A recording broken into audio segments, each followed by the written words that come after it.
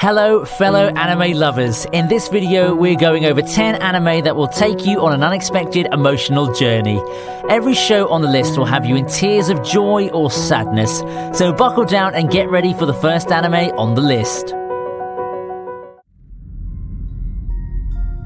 ひなずきかよ。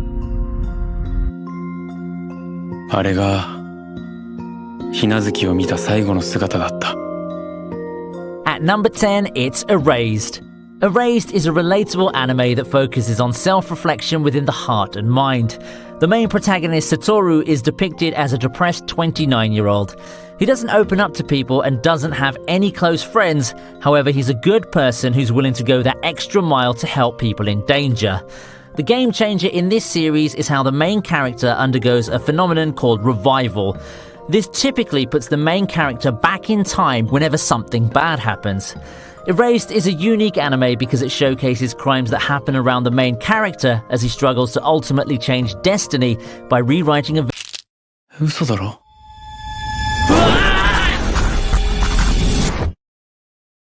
ねえ、ジンタン。ね、お願いがあるの。At number 9, we have Anohana. Anohana is a show about emotional high school students coming to terms with guilt and dealing with their struggles. Similar to Erased, the main character doesn't have many friends in the beginning of the series and feels like he isn't noticed by anyone, even at school. He's the definition of an introvert. He used to have a ton of friends back in the day, but once his childhood friend Menma and his mum passed away, everything changed. He started slacking in school and failed all of his exams, putting him in the lowest tier schools within the area. One day he actually sees Menma in his house and thinks he's hallucinating, until he starts interacting with her. This show really touches home with nostalgic feelings of the past with flashbacks of wholesome memories with everyone as kids when life was easier. This anime is great because you can see the changing clique dynamics as the plot progresses when the high school students retrace their steps into their forgotten bonds of friendship. 自分が死んじゃったことくらい知ってるよ。花、俺が何に見える？ At number 8, it's Wolf Children. When a werewolf man and a human woman love each other very much, they make cute, tiny werewolf babies, apparently. And then dad gets himself killed, leaving one human parent to raise two tiny wolf monstrosities. Note, we aren't calling them monstrosities because they're wolves, we're calling them that because they're babies. Poor mum is on her own with these little handfuls as they're constantly switching between their human and wolf forms. One of the children, Yuki, begs her mum to let her participate in school, while the other, Ame, is more interested in the forest and ends up taking lessons from a fox about surviving in the wild. This is a very emotional story because it shows the perspective of a mother caring for her children and watching them go their separate ways growing up. It illustrates an emphasis on building relationships and trust as they have to hide their true wolf identities from the public while figuring out what they want to do with their lives. 世界の秘密そのものみたいに。その少女の存在は密かに隠されていた。だがその少女を知る者はBaby,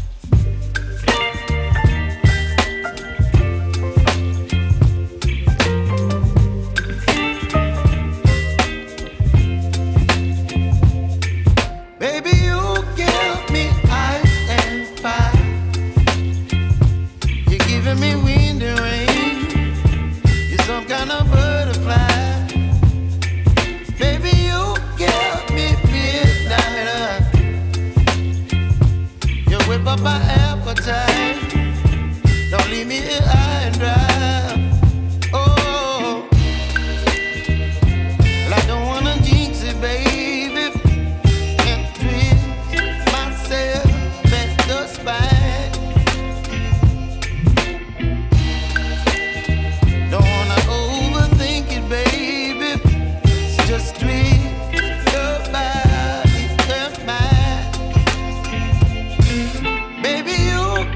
me ice and fire.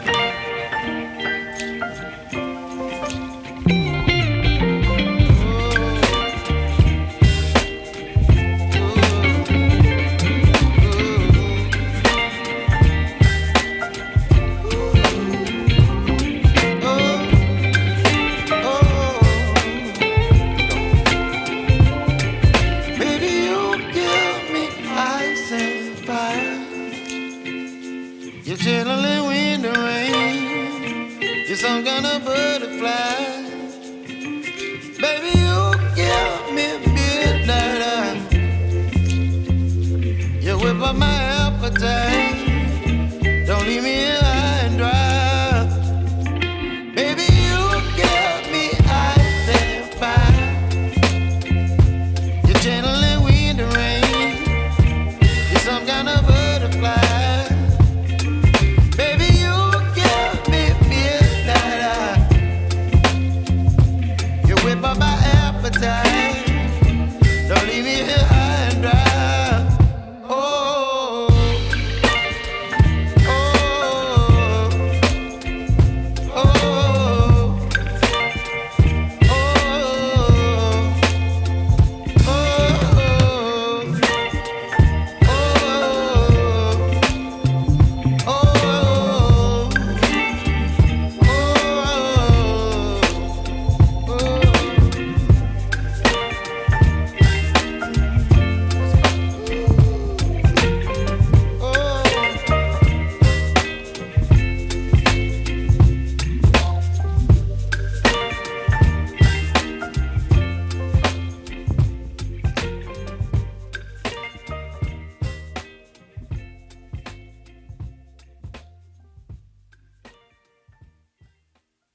To his senses, we flash back and begin to relive Ishida's elementary school days as a bully, all of which started when the class was introduced to new student Shoko Nishimiya, a deaf girl who recently transferred but was just trying her best to live a normal life and fit in.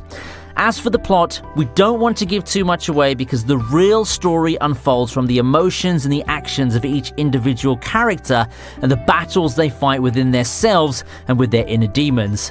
The recurring themes of coming to terms with uncontrollable transformations formed over the years of each character's experiences and how it challenges each of their own unrelenting standards of themselves is the real story here. The film isn't afraid to make you feel emotions a lot of other movies and stories are too afraid to touch. I hope you find the time to experience this one for yourself.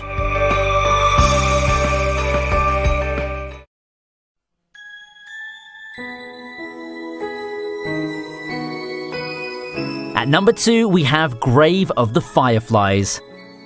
Grave of the Fireflies is the realities of the war. The story takes place during World War II and showcases the struggle of siblings Seita and Setsuko, who must fend for themselves in a world of firebombs and famine. From burns to beatings to psychological distress, Grave of the Fireflies shows a darker side to humanity as well as its light. Catch it during Ghibli Fest if your local theatres host it, and be sure to know what you're getting into with this movie. Fellow snot faucet criers, please bring copious amounts of tissues, because this one is an absolute tearjerker. この街は嫌いだ。忘れたい思い出が染みついた場所だから。 And finally, at number 1, Clannad and Clannad After Story. Clannad starts off with a rather depressing tone with phrases such as "I hate this town" and how it's filled with too many memories that the main protagonist would rather forget. He wonders if his mundane, boring lifestyle will ever change, and then he meets a shy girl talking to herself on the way home named Furukawa Nagisa.